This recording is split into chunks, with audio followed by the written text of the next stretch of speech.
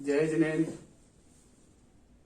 नमः श्री वर्धमानाय निर्धूत कलिलात्मने सालोकानां त्रलोकानां यद विद्यादर्पणायते।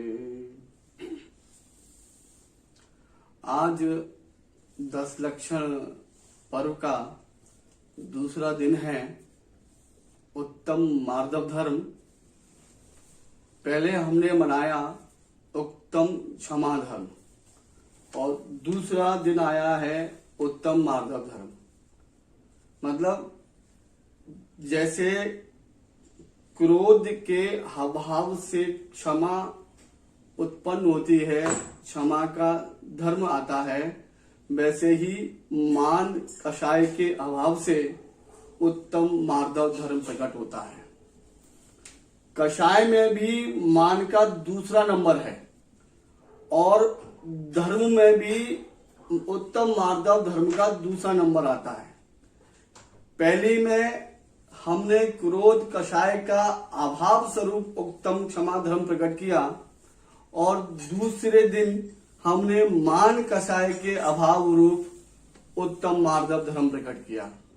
वास्तव में देखा जाए तो मान कषाय के अभाव रूप उत्तम मार्दव धर्म नहीं होता है।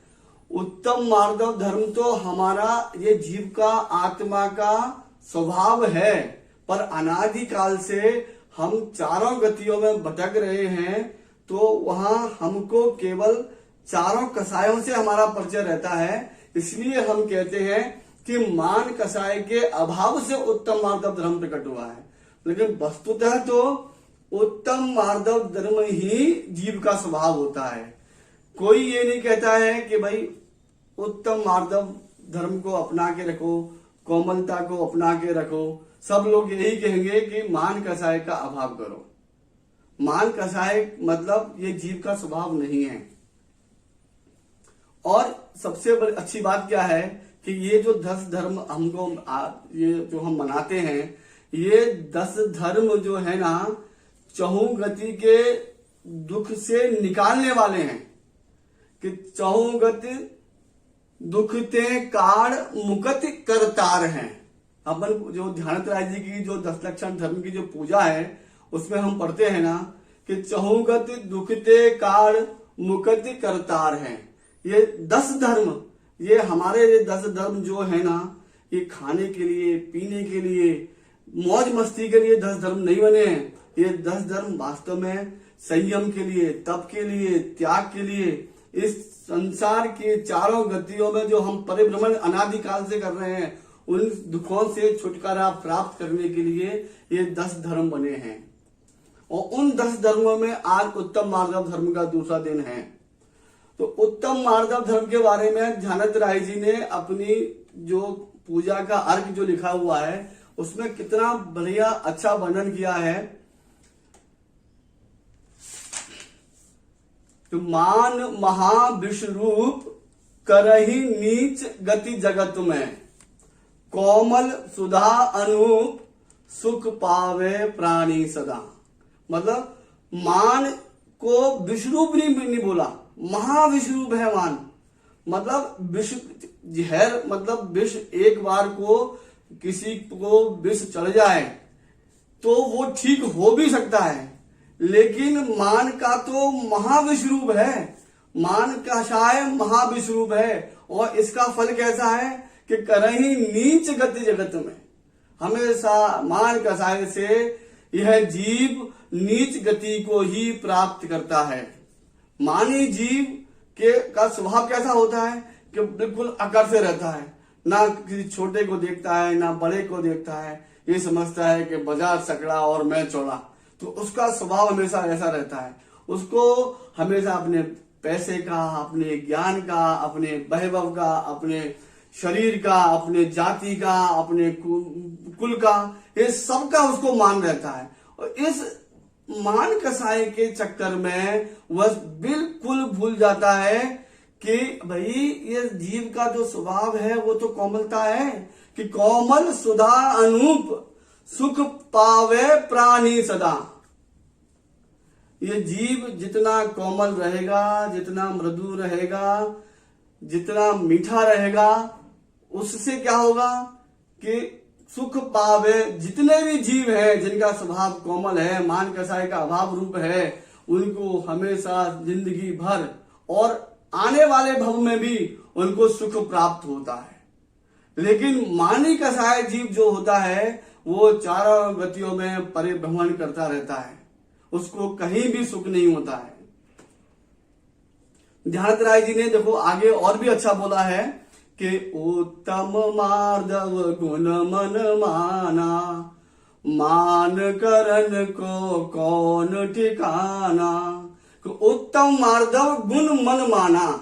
कि उत्तम मार्दव गुण मन माना मतलब स्वभाव से ही इसको आत्मा का धर्म माना है। ये मान कसाय के अभाव से उत्तम मार्दव नहीं है, हमारे स्वभाव मतलब हमारी कोमलता के स्वभाव का अभाव हुआ है, इसलिए मान कसाय उत्पन्न हुई है। कि उत्तम मार्दव गुण मन माना। कि उत्तम मार्दव कोमलता जो स्वभाव है ये आत्मा का प्रकृति से स्वभाव है। उत्तम मार्दव गुण मन माना, मान करण को कौन ठिकाना। मानी जीव का कोई ठिकाना नहीं है, वो चारों गतियों में परिभ्रमण करता ही रहता है। एक इंद्रिय जीव से लेके निगोद से लेके और चारों गतियों में वो भटक ही रहा है। आगे देखो पंडित जी ने कितनी अच्छी बात लिखी है कि बस्यो निगोद माहिते आया, दमरी रूकन भाग बिकाया। मतलब इस मान कसाय के चक्कर में ये अनादिकाल से निगोद में था, भाग्यवश वहां से निकला तो एक इंद्रिय हुआ, और एक इंद्रिय होके भी कैसा हुआ कि दमरी रूकन भाग बिकाया। कि जो मुद्रा की सबसे छोटी इकाई जो दमड़ी होती है ना, वो दमड़ी के बराबर यह जीव बिक जाता है। और उसके बावजूद भी कभी कभी जो ऐसा होता है कि उस जीव का दमड़ी के बराबर भी उसका मोल नहीं मिलता। दमड़ी बिकाया भाग बसते देव एक इंद्री भया। कभी कभी पुण्य के उदय से वहां एक इंद्री से निकल के यह देव भी होता है, देव होने के बाद फिर एक इंद्री हो जाता है। वो वहां से निकलने के बाद उत्तम हुआ, चांडाल हुआ, भूप कीड़ों में गया। कुछ भाग्य बस उत्तम पर्याय मिलती है। शुभ पर्याय मिलने के बाद ये राजा होके भी वहां भी मान कसाय से ग्रसित रहता है, तो फिर वो वहां से भी मर के कीड़ों में उत्पन्न होता है। आगे पंडित जी फिर पूजा में कितनी अच्छी बात लिखते हैं कि जो तव्य जोवन धन गुमान, कहाँ करे जल बुद्ध बता। हम अपने यौवन का धन का क्या गुमान करें। अरे ये तो बिल्कुल अंजुली में जल के समान है। जो हमने अंजुली में जल लिया है वो धीरे धीरे रिश्ता ही रहेगा और जल खत्म हो जाता है। कि अंजुली जल सम जवानी क्षीण होती जा रही। और हम इस शरीर का, इस तप का, इस ज्ञान का, इस बल का हम लोग मान करते हैं।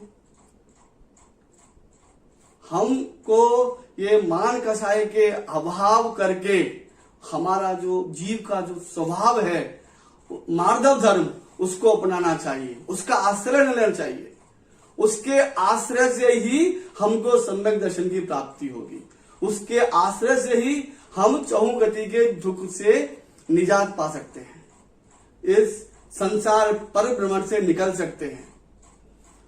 कर बिने बहुगुण बड़े जन की ज्ञान का पावे होता। जिसके उत्तम मार्ग धर्म प्रकट होता है वो हमेशा बड़े जनों के, गुरुजनों के, संतों की उनका आदर करता है, उनका सम्मान करता है, उनका बहुमान करता है। और सबसे बड़ी बात वो अपने आत्मा का भी बहुमान करता है। उसे कोई किसी में न मान में, न दीनता में, न अपमान में कभी कुछ भी लंच मात्र भी रोष नहीं होता। और ऐसे लोग, ऐसे आत्मा जब जो जिनके उत्तम मार्दव धर्म प्रकट हुआ है, उनको हमेशा सच्चे ज्ञान की प्राप्ति होती है। इसी चीज को आगे बढ़ाते हुए उन्होंने जयमाला में फिर लिखा है कि उत्तम मार्दव विनय प्रकाशे नाना भेद ज्ञान प्रकाशे।